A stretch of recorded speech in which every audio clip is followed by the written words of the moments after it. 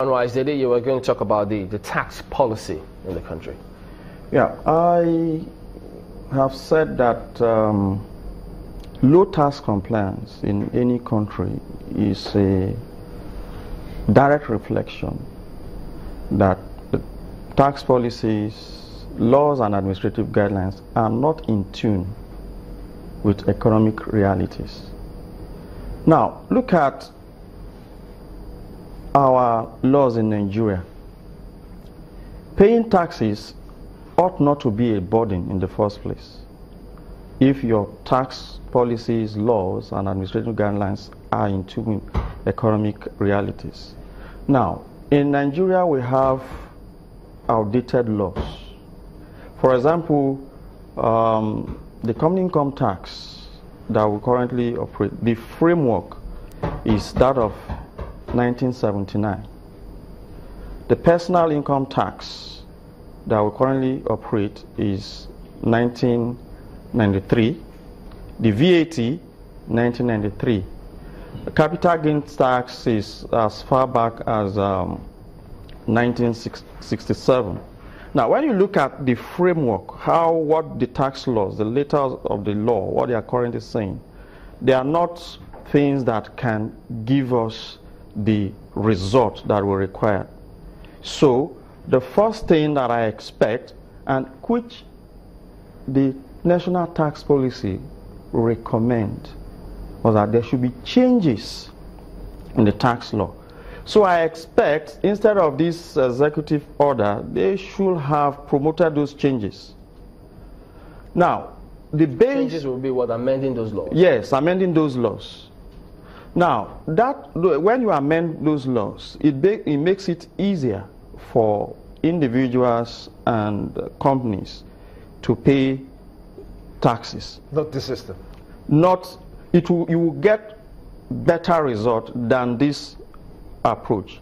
Now, when we talk about tax policy, the first thing that comes to mind is economic activities.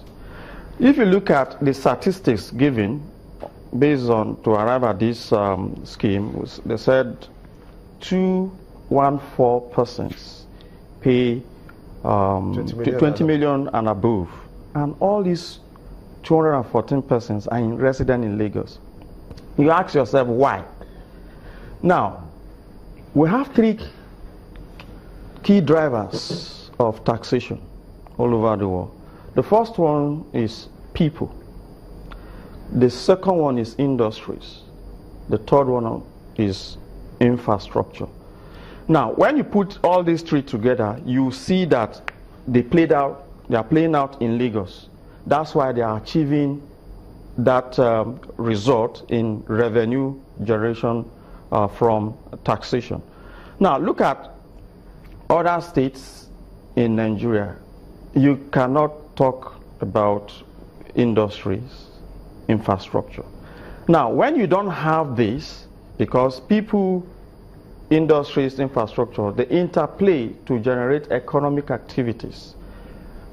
And when you have economic activities, that is where you now have income tax, consumption tax, and you increase your tax revenue from those activities. So that means that higher level that they're looking for may not necessarily be found perhaps as much as they want, but you also get CIT and VAT from those things. Yes.